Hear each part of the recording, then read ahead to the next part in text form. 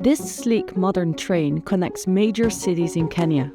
Funded largely by China, the Kenya Standard Gauge Railway began operations in 2017. From gleaming railways to state-of-the-art highways, ports and power plants, Chinese investments have reshaped the African landscape. Like Kenya's landmark railway, many of these projects were financed by Chinese entities, participating in Beijing's Belt and Road Initiative. Since this initiative to improve connectivity and cooperation was launched in 2013, it has grown rapidly across the African continent. 53 out of 54 African countries have a memorandum of understanding with China on the Belt and Road Initiative. But China's current economic slowdown, coupled with the prospect of Western trade restrictions and the uncertainties posed by a new US administration, have prompted a recalibration of economic ties between China and African nations.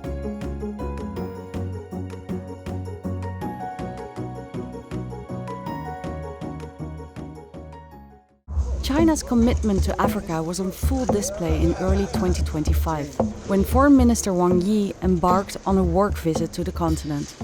The foreign minister will always make a trip to the African continent at the beginning of the year, and they will usually pick between 4 and 5 countries to go to. It's a tradition that's been ongoing for about 35 years. In 2025, Wang visited Namibia, the Republic of Congo, Chad, and Nigeria. In mineral-rich Namibia, he emphasized the nation's mutually beneficial economic ties.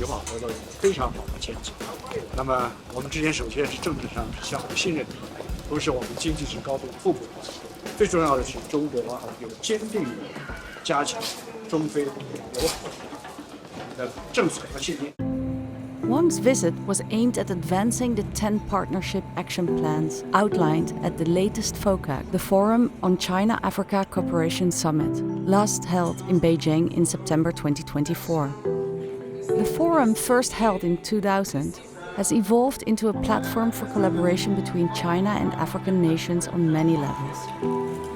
共同推动世界走向和平、安全、繁荣、进步的光明前景。 China and the 53 African countries that participate in the forum meet every 3 years. Each gathering results in a 3-year action plan and pledges from China of loans, grants and export credits to Africa. At the 2024 forum, China's government pledged over $50 billion in economic support to Africa. It was the first FOCAC since the opening up of China after COVID-19 controls. So we saw a much larger number of bilaterals between President Xi and African presidents. We saw the largest number of African heads of state to China in one go, and in fact to any Africa Plus One summit. This was the most best attended of the summits ever, whether it's to China, to the US, etc. So that kind of signifies from the African perspective just how important China is. After the 2025 two sessions, China's annual parliamentary meetings, the Chinese leadership said the China-Africa relationship is now at its best in history. 中非命运共同体的定位提升到全天候的层级。25年来，中方帮助非洲新建和升级了将近10万公里公路，还有超过1万公里的铁路。仅过去3年，中国企业就为非洲又提供了超过110万个就业岗位。This Chinese-funded port in Nigeria is one of the larger projects completed in the past few years. The Lekki Deep Sea Port opened in January 2023. The facility is 75% owned by Singapore-based Tolaram Group and Chinese state-owned China Harbour Engineering Company. It is an example of how the Chinese government lending boom is gradually being replaced by the commercial project market.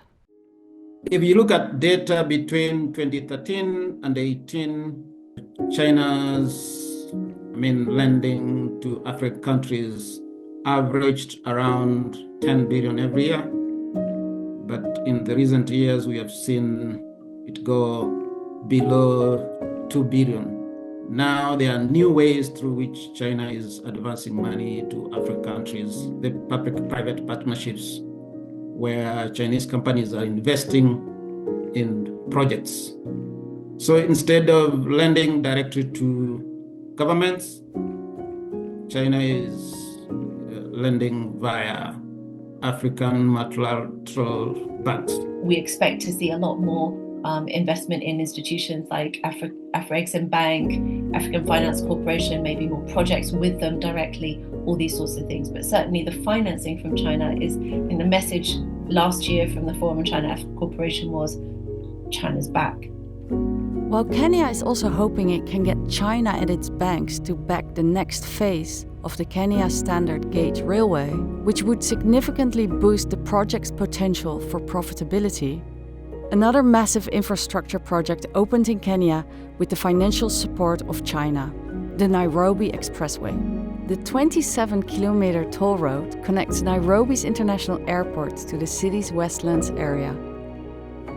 But our gratitude also goes to our partners, China Road Bridge Corporation, for choosing to invest and therefore demonstrating their confidence in our country, Kenya. CLBC will run the project for 27 years to recoup its investment before it can transfer it to the Kenyan government. So instead of the government advancing money to Kenya, it's encouraging its companies to invest in African projects. China is increasingly relying on public-private partnerships and African financial institutions for project funding. This is a shift away from the traditional government-to-government loans. China had been accused of, by mostly Western countries, that it was advancing a lot of money that some of those countries could not repay. Many countries in Africa have benefited from China-backed projects, but the investments have also contributed to a growing national debt. The term debt trap diplomacy was used by the Trump administration's first term, where officials used to say China was advancing more money to African countries with the aim of those countries becoming dependent on China. While debt sustainability is a concern, many African leaders see China-backed projects as essential for modernization. Now that a lot of infrastructure is in place, investment in green energy is rapidly increasing. China's obviously been involved in a lot of green projects already, especially hydro projects in African countries, but we see more recently a diversification of that. And Foreign Minister Wang Yi's visit to Namibia, for example, Namibia is a country that has a great deal of potential on green energy, including green hydrogen. Many African countries, they do want to diversify into solar and wind and other sources of renewable energy, and they feel that China is going to be key to that. South Africa, the continent's largest economy, is a key trading partner for China. Traditionally, Chinese companies have invested heavily in South African mining, but more recently, advancement of the manufacturing sector is on the agenda. It was a massive message from African leaders that they want China in particular, as the world's current manufacturing hub, to be outsourcing its manufacturing to Africa. Most of these processing factories are seen in Egypt. Egypt is strategic because it's near to Europe. So Chinese companies can export their products to Europe and Asia. And we have seen a similar trend in Morocco, where they are setting up electric battery manufacturing units to take advantage of the market in Europe. Morocco has a free trade agreement with both Europe and the US, so they can easily circumvent the tariffs that have been imposed on Chinese EV. The textile sector is a key pillar of Morocco's economy. In 2024, Chinese textile giant Sunrise announced it would invest $422 million in a North African nation. The deal was signed on the sidelines of the 2024 Forum on China-Africa Cooperation. This project will boost the Moroccan economy and allow the transfer of Chinese skills and technology to Morocco. This investment will deepen cooperation between China and Morocco. The Chinese-Moroccan project is set to create more than 10,000 jobs in Morocco. One of China's official aims in Africa is to connect it to global markets through improved communication networks. We have seen Huawei as the main provider of the technology for a number of African countries, even though the US has tried to discourage countries from using Chinese technology. Chinese firms like Huawei, ZTE, and China Telecom are behind most of the core systems of Africa's new ICT infrastructure. In fact, there's a time Cyril Ramaphosa of South Africa said, "You can't tell us what partner to choose. We'll go with whoever we think gives us value for our money." Ties between China and Africa date back to the Cold War, when the Chinese offered aid and support to African leaders in their struggle for independence from colonialism. The construction of the Tanzania-Zambia railway in the 1970s is often seen as a symbol of solidarity of Beijing with Africa and a reflection of the deep roots of the China-Africa partnership. During FOCAC last year, there was a deal signed between Zambia, Tanzania, and China to rehabilitate that railway. It has been interpreted to mean that because the US is funding the Robito called, they want to rehabilitate Tazara to live up to the standards as part of the two superpower geopolitical competition. Former US President Joe Biden traveled to oil-rich Angola in December 2024 for a trip aimed at countering China's influence in Africa. Biden, when he traveled to Angola, he said they have so far spent like $3 billion in that project. That is part of many ways they are trying to counter Chinese influence. The US is looking for critical minerals for the electric vehicle industry and for their military, because those minerals can be used for making military equipment. So I think the next fight or battle in Africa between those superpowers will be in the critical minerals industry. The return of the Trump administration to power adds an extra element of uncertainty to the evolving China-Africa relationship.